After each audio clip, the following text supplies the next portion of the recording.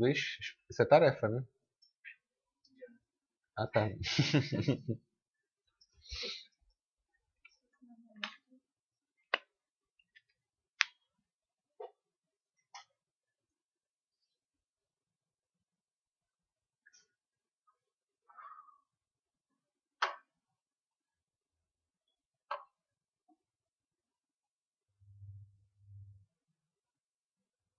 Já, curto-circuito. Senhores, prestem bem atenção. Quando eu tenho uma intensidade de corrente elétrica aqui, ela vai passar pelo resistor até chegar aqui no ponto B. Mas deixa eu tentar falar algo para vocês aqui. A intensidade de corrente elétrica, ou seja, a corrente elétrica, ela sempre passa pelo resistor, sempre passa de preferência pelo modo mais fácil, tudo bem? Por exemplo, se eu colocar um fio sem resistência, fio ideal, um fio inextensível sem de resistência nula, daqui para cá, que vai ser representado por esse fio verde aqui, sabe o que acontece?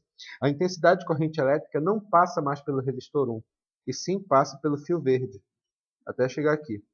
Vocês estão entendendo o que eu estou falando? A essa situação em que tu coloca um fio de resistência nula e, portanto, a intensidade de corrente elétrica vai passar por ele, a essa situação dá-se o nome de curto. Ele é um curto-circuito porque ele encurta o caminho mesmo.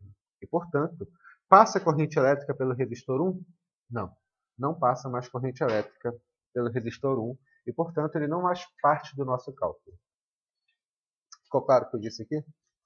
Quando você tem curtos, meninos, o que acontece aqui? Aqui que ponto A, né? Portanto, que vira que ponto aqui? A. Se aqui é ponto A, que ponto é esse? É ponto A também, tudo bem? É como se eu ligasse direto um ponto no outro. Ficou claro o que eu disse aqui? É como se eu ligasse direto um ponto no outro. Então, dito isso daqui, significa, portanto, que nós vamos ter que redesenhar o circuito para podermos enxergar melhor quando houver curto, tudo bem? Nós vamos aprender a fazer, nesse caso, um redesenho do circuito.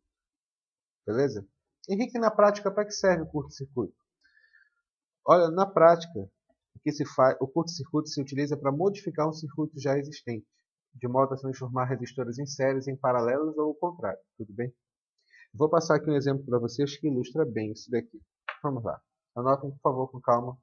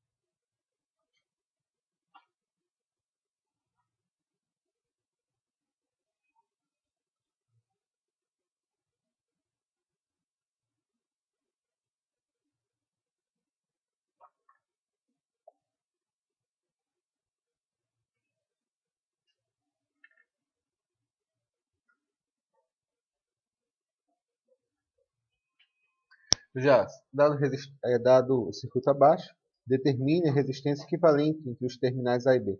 Vocês estão enxergando esse fio aqui, olha? Esse fio aqui ele não tem. Isso. Esse fio aqui ele não tem resistor. Portanto, esse fio vai ficar bem interessante.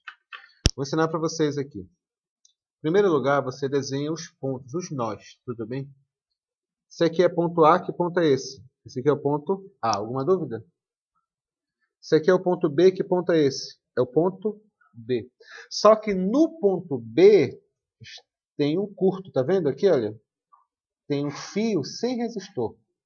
O que significa isso? Significa que se aqui é ponto B, aqui vai ser que ponto? B também. Ficou claro o que eu falei? Henrique, esse ponto aqui, te chama do que tu quiser. Ele está ligado aqui, olha. Se aqui é ponto A, tem um resistor aqui, não é verdade? Aqui pode ser ponto A? Não. Aqui que ponto vai ser? Vou chamar isso aqui de ponto C. Ficou claro? De novo. Ponto A, ponto A. Ponto B, ponto B. Tem um fio aqui sem resistores, portanto, aqui também é ponto B. O ponto A está ligado nesse outro nó. O ponto A está ligado nesse outro nó. Só que aqui tem um resistor, portanto, que não pode ser ponto A, tem que ser ponto C. O que você... Tá, Henrique, e daí? E daí que nós vamos redesenhar esse circuito, tudo bem? Nós vamos redesenhar esse circuito da seguinte forma. Vamos lá. Aqui vai ser o quê? Assim, olha. Ponto A. Aí no final tu coloca o ponto B, tudo bem? Aqui eu tenho um ponto C, então bem aqui eu vou colocar o ponto C. Ficou claro o que eu falei? Aí você vai seguir o desenho. Ponto A com ponto B, tem esse resistor de 6, aí tu coloca. O mais bonitinho possível, tá bom? Vamos lá. Ponto A com ponto C, tem esse resistor de 4. Tá vendo o que eu estou fazendo aqui? Ponto B com ponto C, tem esse resistor de 4.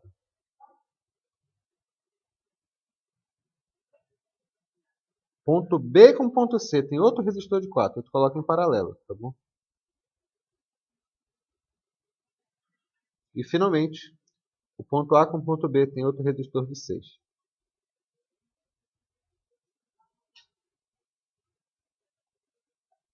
Ficou claro aqui, pessoal? Beleza? Aí o que nós vamos fazer? Nós vamos fazer esses caras em paralelo. Vamos lá. Primeiro aqui, vai ficar como? Aqui está em paralelo. Quando está em paralelo, eu já ensinei para vocês. Quando está em paralelo é mais fácil. Aliás, quando forem iguais é mais fácil, porque basta dividir por 2, né? Aliás, basta dividir pelo total deles. Como são dois resistores em paralelos do mesmo tipo, a gente não precisa fazer produto dividido pela soma. A gente vai apenas dividir por 2. No caso, vai dar quanto? 2 ohms. Aí tu redesenha esse circuito. Tá? Tenha fé em Deus, tenha fé na vida, tá bom?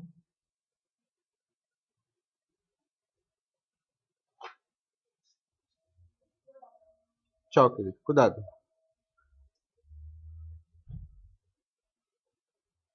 Quanto vai valer agora? Aqui vai valer 2 ohms. Cara, que lindo. Olha só que lindo. Vamos fazer como aqui? Vamos fazer os fáceis agora. Isso aqui tá o quê, hein? Série. Vai dar quanto? 6 ohms. Como é que vai ficar esse resistor? Ficar assim, vou colocá-lo aqui embaixo.